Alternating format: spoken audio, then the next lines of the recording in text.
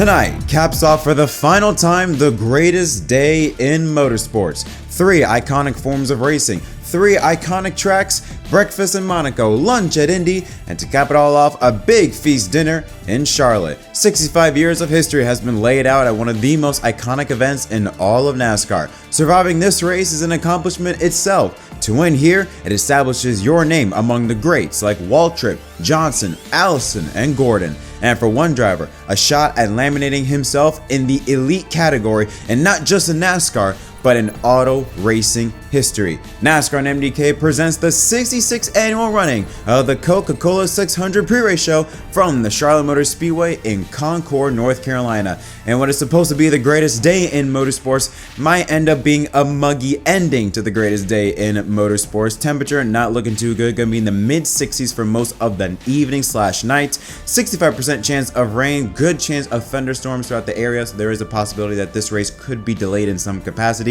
6-mile-an-hour wind east through the racetrack, and a high humidity of 85%. Welcome everyone back to episode of MDK RaceDay. My name is Jet. Hope you're having a wonderful day.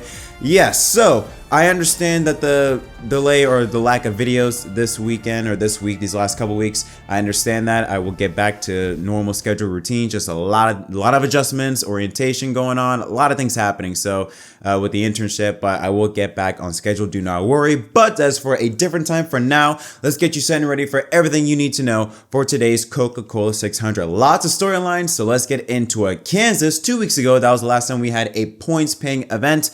Well, the winner of that race was indeed Kyle Larson. He was able to not make any mistakes, unlike his competitors, and because of that, he takes the points lead. Now, 35 points ahead of his teammate William Byron. Christopher Bell jumps up 2 spots to take home in 3rd place. Chase Elliott stays in 4th, and Blaney also up 2 spots in the 5th position. Tyler Reddick loses a position, and Denny Hamlin loses 4 spots with his transmission issues in this race. Alex Bowman jumps up 2, as well as defending champion Joey Logano, with Bubba Wallace dropping 2 spots to now 10th in the top 10, minus 159 points below the cut line. Now, this is interesting with the playoff grid. Because of the introduction of the Coca-Cola 600 with 4 stages, you now have a maximum of 71 points you can gain in a single race. 40 points if you win the race, 10 points for each stage, and 1 point for the fastest lap. So because of that, Bubba Wallace, who's currently 12th on the playoff grid, is not safe. He's within that 71 point gap, so he's technically not safe. However,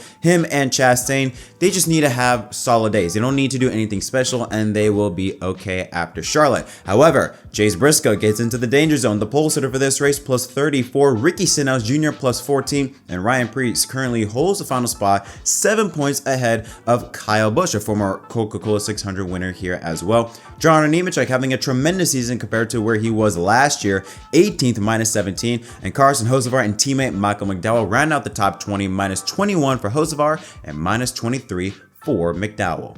Busch, the official beer of NASCAR, proud sponsor of the Busch Light Pole Award, given to the fastest driver at each NASCAR Cup Series event. Busch Light congratulates Chase Briscoe for his 4th career Cup Series pole in his 157th start and his 2nd pole at Joe Gibbs Racing. It's the 2nd pole also at 2025, the 1st pole at 1.5 miles, as the other 3 times he was on pole, 2 were at Daytona and 1 was at Gateway. He earns this pole with a speed of 182.852 miles per hour. Since 2020, Busch Beer has invested more than $70 million in being a premier sponsor of the NASCAR Cup Series. So here's a look at the starting lineup for the 2025 Coca-Cola 600. Alongside Chase Briscoe is a driver in the number 5 car trying to complete the 1,100-mile marathon in Kyle Larson. He has stated that it is a priority for him to compete and start in the Coca-Cola 600 no matter what. Row 2 is his teammate William Byron in the number 24 Chevrolet. Alongside him is Chris Buescher in the 17 Ford. Row 3, how about look at this for a row 3. AJ Allmendinger for Colleague Racing. Alongside him,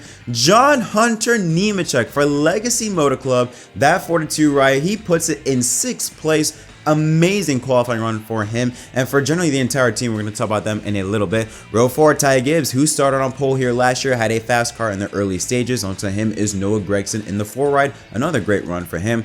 And right at the top 10 is the number Ally 48 Chevrolet car of Alex Bowman, and the defending Coca-Cola 600 winner in Christopher Bell. Row 6 has Ricky Stenhouse Jr. Alongside him is Tyler Reddick in the 45 Toyota. Row 7 has Justin Haley and Austin Cindric in the 2. Michael McDowell alongside Joe Logano in the number 22 Ford. Jimmy Johnson is back in the Cup Series for his first start since the Daytona 500 in his 700th career start, and this is his best qualifying run since Kansas in 2020. 17th spot, not too shabby for old 7-time there. Alongside him is Josh Berry in the 21 ride, and right out of the top 20 is Ty Dillon and Denny Hamlin, who won here in 2022. Row 11 has Ryan Blaney, who won here back in 2023. Alongside him is Chase Elliott in the 9 ride. Row 12 has Zane Smith and former Coke 600 winner Kyle Busch in the 8 car. Row 13 has Daniel Suarez in the number 99 car and the 2017 Coke 600 winner in Austin Dillon in the 3 ride. Eric Jones alongside Ryan Preece make up row 14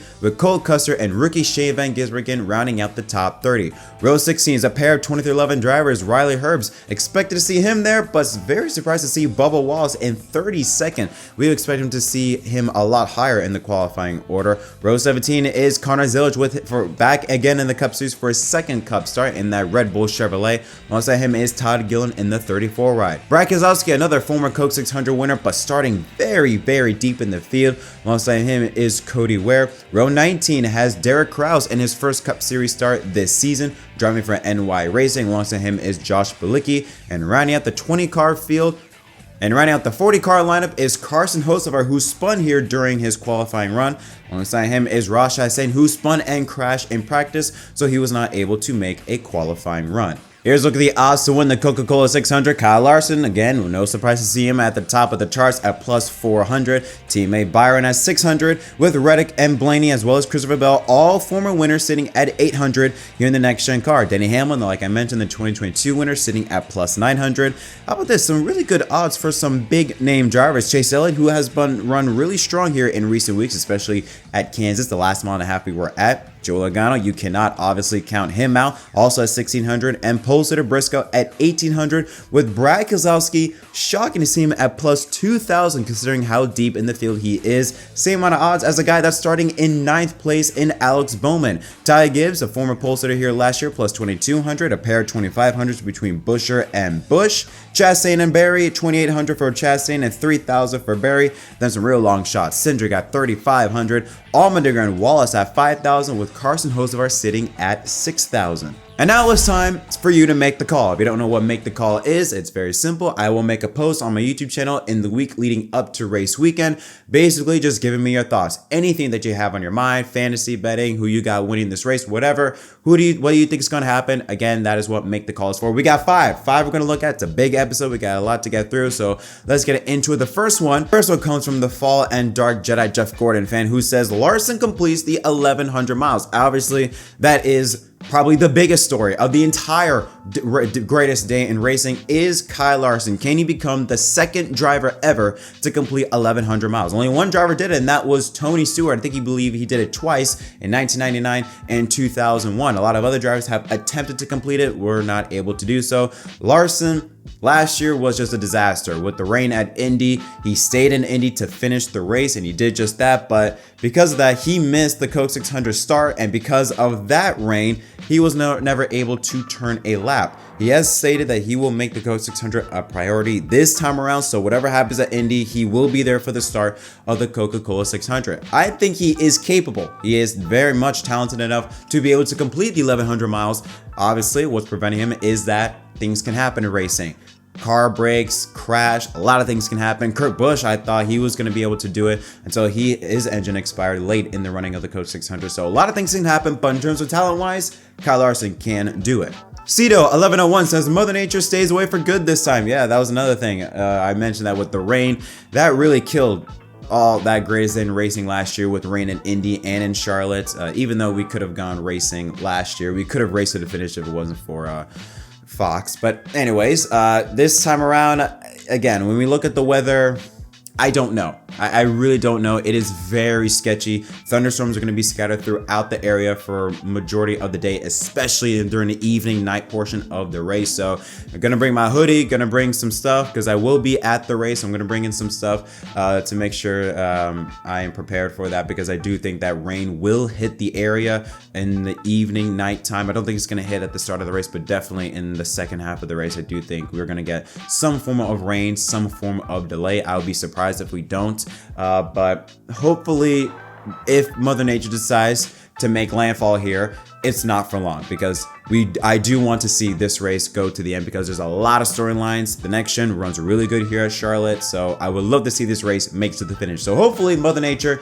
can be good this time. Stevie G and Malice 9251, he says, quote, "I've got Byron winning the 600 with Larson getting top 10 in the Indy 500 and wrecking out of the Coke 600 after having the best car." Well, yeah, that is something that Larson does tend to do. If you've been a longtime NASCAR fan, you know what makes Kyle Larson so fun is that he is unpredictable. He will do whatever it takes to win.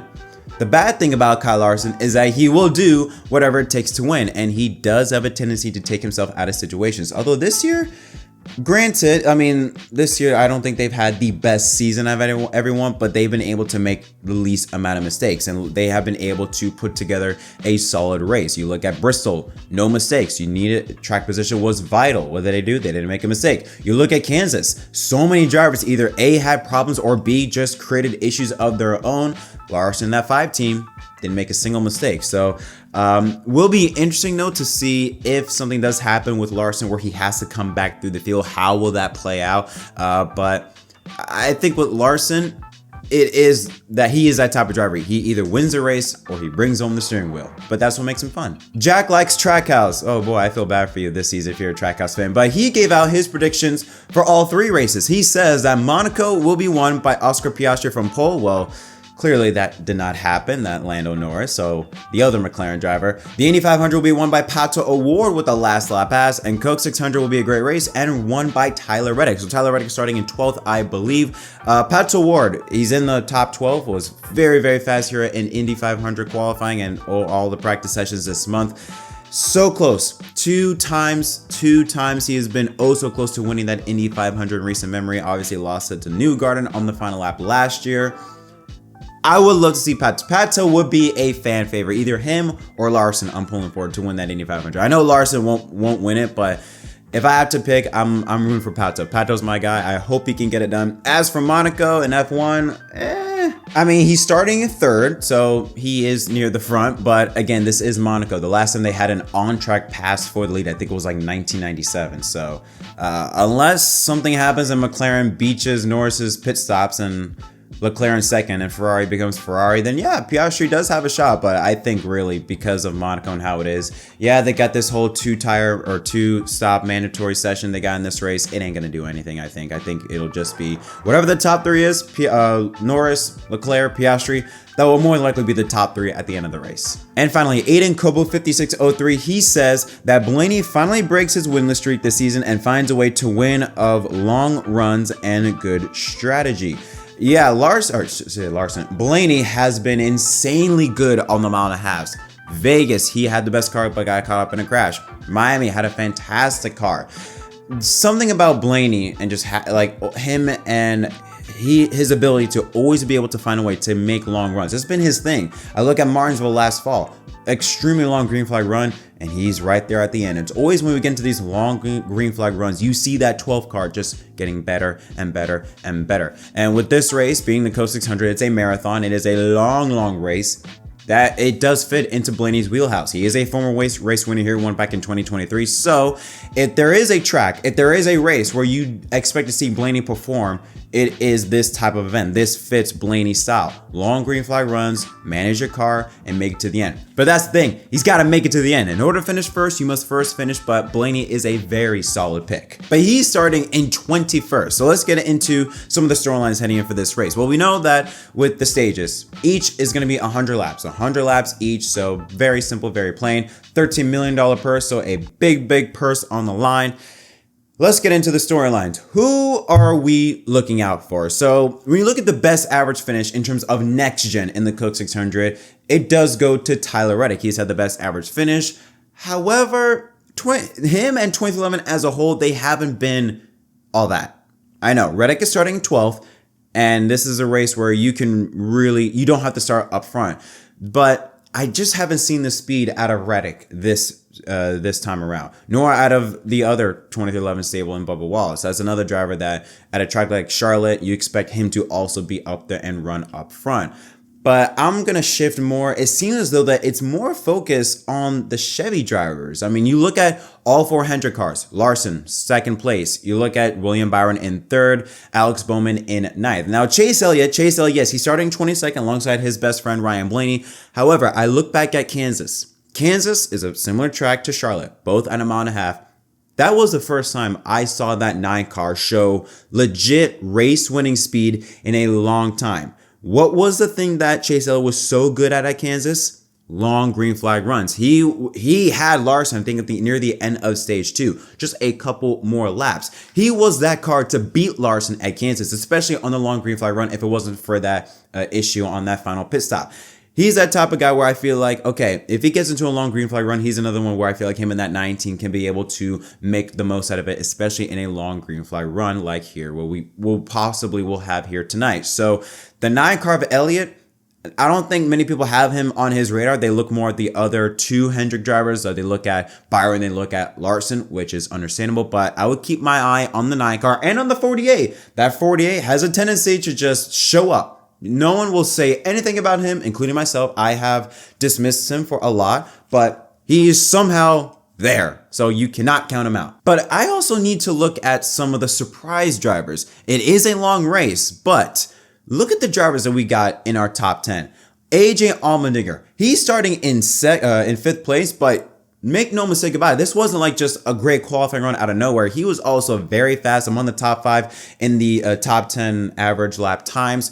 He has had a really good car. Not only this week, AJ Allmendinger has been putting on some very solid runs in recent weeks. They just haven't gone noticed. Obviously, at Kansas 2 weeks ago, where he had that engine failure and made that remark to RC about his god-awful engine. So bit of an issue there, a little bit of tension there, but so far this weekend, him and that 16 team have brought a really good car. You also got to look at legacy. Jimmy Johnson, he's a 4-time Coke 600 winner. Granted, that was all with Hendrick and never in the next gen car. Still, it's Charlotte. Jimmy has run at this track plenty of times, and when you look at how good he has run this weekend, at least good for expectations. I think he's exceeded expectations because I had him in 30th place qualifying. I did not have him starting in the top 20. I did not have Jimmy Johnson ahead of drivers like Ryan Blaney, Denny Hamlin, Chase Elliott, Kyle Busch. I did not have him starting ahead of those guys, which tells me that A, Jimmy still got it, and B, maybe he could surprise. He could surprise some drivers. I just don't think that you forget how to run a race, especially a track like the Coke 600, a place that Jimmy Johnson has had so much success. That was literally his house. Legacy Motor Club have definitely improved this season, and we're seeing another example of that here today. Eric Jones, I'm a bit skeptical on him because he is starting 27th, I believe. Starting a bit back, but I look at the 84 Jimmy, and I especially look at the 42 of John Nemechek. He raced his way into the All-Star race last weekend, winning the Open. So that confidence, a lot of confidence have it going around Legacy Motor Club in recent weeks. This could be a race where we might see some surprises because we could see some wrecks. Wrecks can happen. A lot of chaos can happen, especially near the ending of this race. Who knows? You could see some surprise drivers, including that Legacy stable, up towards the front, or at least around the front. Also, other drivers, look at the Spire Motorsports stable. Carson Hocevar was having a good run. He was putting some solid lap times before his spin in practice. Michael McDowell, Justin Haley, also really good here in the practice session. Really fast, showed a lot of good speed. A lot of scattered storylines everywhere. It's like those big name drivers are up near the back of the field or mid-pack, like Hamlin, Blaney, Elliott, Busch. And you see those guys that you don't expect to see up front, like Nemechek, like your Gregsons, like those types of drivers up towards the front. So it's a very interesting mix of a starting lineup. The big story, of course, is like I said, is Kyle Larson again. Can he complete 1,100 miles? Talent-wise, yes, he absolutely can. Will he? That's up for the racing gods to decide because they can be a bitch. Let's be honest, they could be a bitch to deal with. So I think he can do it, but hopefully the cards are in line for him to actually be able to complete it. Now, let's move on to my Fantasy Live lineup. I was going to pick Kyle Larson, but I've used him 7 times, and we still have, 11, 12 races left in the regular season, so I got to keep him on the shelf for a little bit. I'm starting off with Alex Bowman again. I just feel like that 48 team, he's going to show up. No one's going to say anything about him, but he will show up. Tyler Reddick, I got also in my lineup. I got Chris Buescher, underrated one. Qualify really good here today. I think he's going to have a good shot, at least having a good run. I got the defending winner, Christopher Bell, in my lineup. Ryan Blaney, the 2023 winner in my lineup. And I got Chase Elliott in my garage. Like I said, in Kansas, showed a lot of speed in my garage, just in case. But the driver that I have winning this race, he's actually not in my Fantasy Live lineup, but I'm picking William Byron. I think he is going to win this race here today. That 24 team has been wonky. I mean, they had a fantastic start, but they have cooled off a little bit. But they have started to pick back up in recent weeks. They showed some speed here in practice. He knows how to get it done on the mile and a half, starting in 3rd place. I got Willie B taking home his first Coke 600 win. But what do you think is going to happen in this race? Let me know in the comment section down below. As always, don't forget to leave a like and subscribe for more content. Until next time, my name is Jeff from MDK. Sit back, relax, and enjoy the greatest day in racing. Breakfast in Monaco, lunch at Indy, and dinner at Charlotte. We'll be right back up here late tonight, maybe tomorrow morning, recapping the Coke 600 because I know we got a lot of stuff to talk about. But until then, my name is Jet from MDK. Thanks for watching.